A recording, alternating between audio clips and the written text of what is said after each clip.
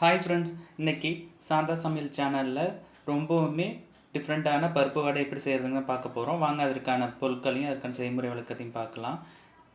நம்ம சேனலை சப்ஸ்கிரைப் பண்ணாதவங்க தயவு செஞ்சு சப்ஸ்கிரைப் பண்ணிக்கோங்க. நான் பருப்பு வடை செய்கிறதுக்கு 1 டேபிள் ஸ்பூன் அளவுக்கு பெருஞ்சீரகம் எடுத்துருக்கிறேன். காஞ்ச மிளகா 3, உப்பு தேவையான அளவு, மஞ்சள் தூள் 1 ஸ்பூன், சீரகம் 1 ஸ்பூன், கடலைப்பருப்பு 2 கப், பச்சை மிளகா 3,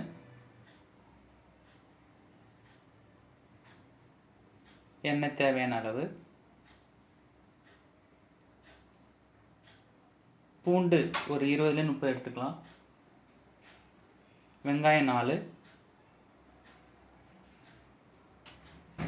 கருவேப்பிலை 4 கொத்து, துவரம்பருப்பு 1 கப், பாசிப்பருப்பு 1/2 கப், தோல் நீக்கின உளுந்து பருப்பு ஒரு 1/4 கப்பு, மிளகு 1 ஸ்பூன். நான் இப்போ எல்லா பருப்பையும் சேர்த்து 2 மணி நேரம் ஊற வச்சுருக்கேன். நல்லா சுத்தமாக கழுவிட்டு இதுமாதிரி நல்லா ஊறி சுத்தமாக தண்ணி வடித்து வச்சுருக்கிறேன். நான் இந்த கப்பால் தான் 2 கப் அளவுக்கு கடலைப்பருப்பு, 1 கப்பு துவரம்பருப்பு, அரை கப்புக்கு பாசிப்பருப்பும் தோல் நீக்கின உளுந்த பருப்பு எடுத்துருக்கிறேன். ஸோ இந்த மெஷர்மெண்ட்டில் நீங்கள் எடுத்துக்கிட்டிங்கனாலே போதும். ஆளுக்கு தகுந்த மாதிரி அதை இன்க்ரீஸ் பண்ணிக்கோங்க. நம்ம ஃபஸ்ட்டு ஒரு ஜாரில் 3 காஞ்ச மிளகா சேர்த்துக்கலாம். பூண்டு 10லேருந்து ஒரு 15 பல் சேர்த்துக்கலாம். இஞ்சி கொஞ்சமாக சேர்த்துக்கலாம், ரொம்ப சேர்க்க வேணாம். அது கூட கொஞ்சம் மஞ்சள் வேணுங்கிறத நம்ம கடலைப்பருப்புக்கு சேர்த்துக்கிறேன். பருப்பு ஊற வச்ச பருப்பையும் சேர்த்துக்கிறேன் நான் அதில். அது கூடவே 1 ஸ்பூன் மிளகு,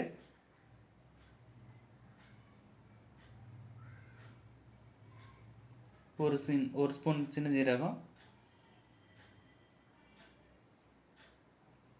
பெருஞ்சீரகம் 1/4 ஸ்பூன். ஏன்னா வடைக்கு டேஸ்ட்டே பெருஞ்சீரகம் தான், அதனால் கொஞ்சம் நிறையா சேர்த்துக்கலாம்.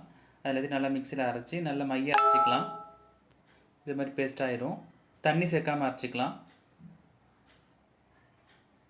இது மாதிரி எல்லாத்தையும் அரைச்சி வச்சுக்கலாம். இங்கே பாருங்கள், இது மாதிரி பேஸ்ட் மாதிரி ஆகிடும். கொஞ்சம் குறைன்னு இருந்தால் போதும், ரொம்ப நைஸாக அரைக்கணுங்கிற அவசியம் இல்லை. இந்த மாதிரி பாத்திரம் இருந்தால் போதும், தண்ணி ரொம்ப சேர்க்க வேணாம். இப்போ அது கூடவே வெட்டி வச்சுருக்க பொடியை நறுக்கி வச்சுருக்க வெங்காயத்தை அதில் சேர்த்துக்கலாம்.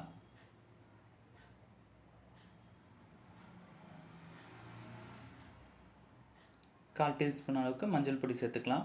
ரொம்ப மஞ்சள் பொடி சேர்க்க வேணாம். அரிசி மாவு 1 ஸ்பூன் அளவுக்கு சேர்த்துக்கிறேன். ஏன்னா அப்போ தான் அது வடை கொஞ்சம் கிறிஸ்பியாக இருக்கும். அதனால் கருவேப்பிலை ஒரு 3 கொத்து சேர்த்து அந்த பொடியை நறுக்கியிருக்கேன், அதை சேர்த்துக்கிறேன்.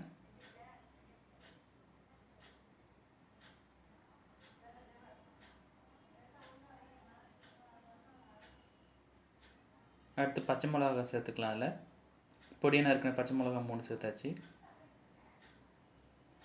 உப்பு சுவைக்கேற்ப சேர்த்துக்கலாம். ஒரு 1/4 ஸ்பூன் நான் சேர்த்துருக்கேன். நல்லா அதை கையில் பிசைஞ்சு எடுத்துக்கலாம். எல்லாம் மிக்ஸ் ஆகிற மாதிரி எல்லா வெஜிடபிள்ஸும் நல்லா மிக்ஸ் ஆகிடுச்சு. இந்த மாதிரி பதத்தில் இருந்தால் நமக்கு வடை போடுறதுக்கு நமக்கு நல்லாயிருக்கும். ஸ்டவ்வில் கடாயை வச்சுட்டு எண்ணெயை சேர்த்துக்கலாம். எண்ணெய் சூடாகட்டும்.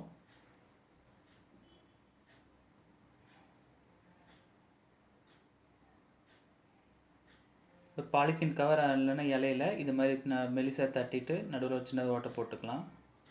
இந்த வடை இது மாதிரி கொஞ்சம் மெலிசாக தட்டி போட்டால் தான் நமக்கு அந்த டேஸ்ட் கிடைக்கும். மீடியம் ஃப்ளேமில் நல்லா நம்ம பொரிச்சு எடுத்துக்கலாம். அவ்வளோதாங்க, சுவையான மசாலா வடை தயாராகிடுச்சு. வீட்டில் செஞ்சு பார்த்துட்டு எப்படி இருக்குன்னு சொல்லுங்கள். மீண்டும் அடுத்த வீடியோவில் சந்திக்கலாம். தேங்க்யூ. இந்த வீடியோ உங்களுக்கு பிடிச்சிருந்ததுன்னா மறக்காமல் லைக் பண்ணுங்கள், சப்ஸ்கிரைப் பண்ணுங்கள். நம்ம சேனலுக்கான பெல் பட்டனை கிளிக் பண்ணி வச்சுக்கோங்க. அப்போ தான் நியூ அப்டேட்ஸ் உங்களுக்கு கிடைக்கும்.